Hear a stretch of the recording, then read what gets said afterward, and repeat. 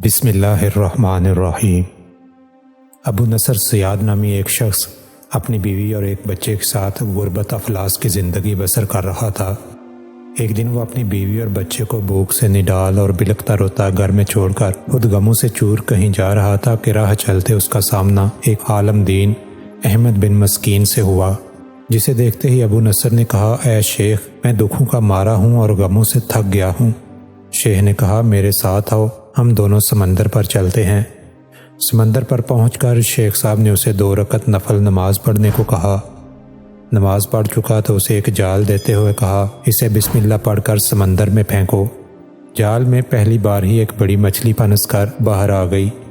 شیخ صاحب نے ابو نصر سے کہا، اس مچھلی کو جا کر بازار فروخت کرو اور حاصل ہونے والے پیسوں سے اپنے اہل خانہ کے لیے کچھ کھانے پینے کا سامان خرید لینا۔ ابو نصر نے شہر جا کر مچھلی فروخت کی، حاصل ہونے والے پیسوں سے ایک قیمے والا اور ایک میٹھا پراٹھا خریدا اور سیدھا شیخ احمد بن مسکین کے پاس گیا اور ان سے کہا کہ حضرت، ان پراٹھوں میں سے کچھ لینا قبول کیجیے۔ شیخ صاحب نے کہا، اگر تم نے اپنے لیے کھانے کے لیے جال پھینکا ہوتا تو کسی مچھلی نے نہیں پھنسنا تھا۔ میں نے تمہارے ساتھ نیکی اپنی بلائی کے لیے کی تھی، نہ کہ کسی اجرت کے لیے۔ تم یہ پراٹھے لے کر جاؤ اور اپنے اہل خانہ کو کھلاؤ۔ ابو نصر پراٹھے لیے خوشی خوشی اپنے گھر کی طرف جا رہا تھا کہ اس نے رستے میں بھوکوں ماری ایک عورت کو روتے دیکھا، جس کے پاس ہی اس کا بے حال بیٹا بھی تھا۔ ابو نصر نے اپنے ہاتھوں میں پکڑے ہوئے پراٹھوں کو دیکھا اور اپنے آپ سے کہا کہ اس عورت اور اس کے بچے اور اس کے اپنے بچے اور بیوی میں کیا فرق ہے؟ معاملہ تو ایک جیسا ہی ہے، وہ بھی بھوکے ہیں اور یہ بھی بھوکے ہیں۔ پراٹھے کن کو دے؟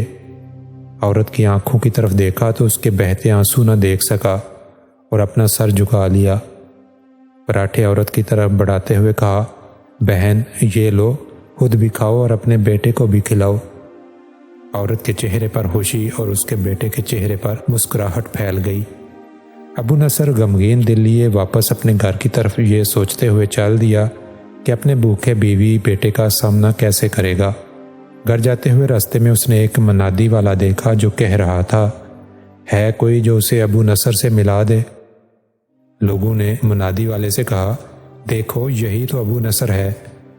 اس نے ابو نصر سے کہا، تیرے باپ نے میرے پاس آج سے 20 سال پہلے 30,000 درہم امانت رکھے تھے، مگر یہ نہیں بتایا تھا کہ ان پیسوں کا کیا کرنا ہے۔ جب سے تیرا والد فوت ہوا ہے میں ڈھونڈتا پھر رہا تھا کہ میری ملاقات تجھ سے ہو جائے۔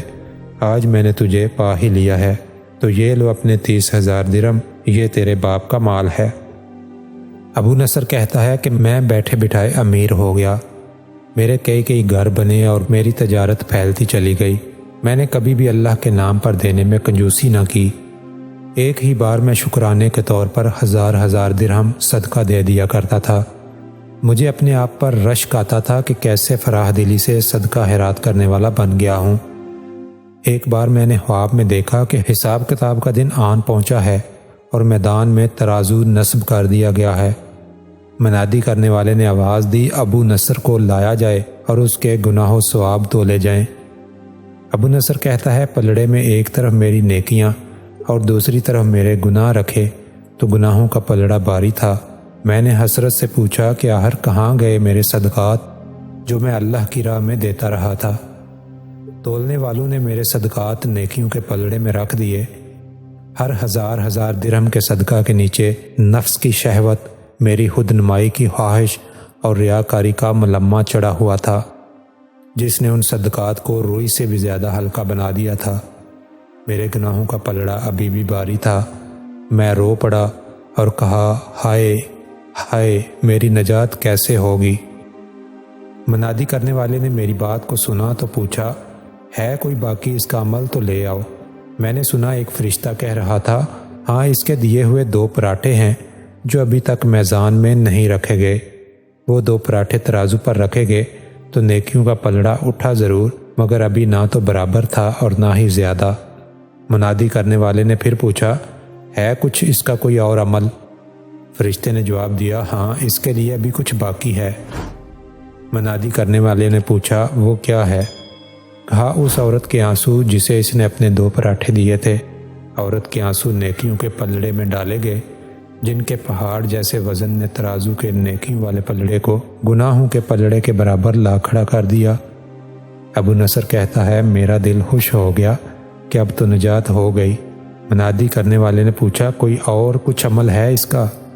فرشتے نے کہا ہاں، ابھی اس بچے کی مسکراہٹ کو پلڑے میں رکھنا باقی ہے جو پراٹھے لیتے ہوئے اس کے چہرے پر آئی تھی۔ مسکراہٹ کیا پلڑے میں رکھی گئی، نیکیوں والا پلڑا باری سے باری ہوتا چلا گیا۔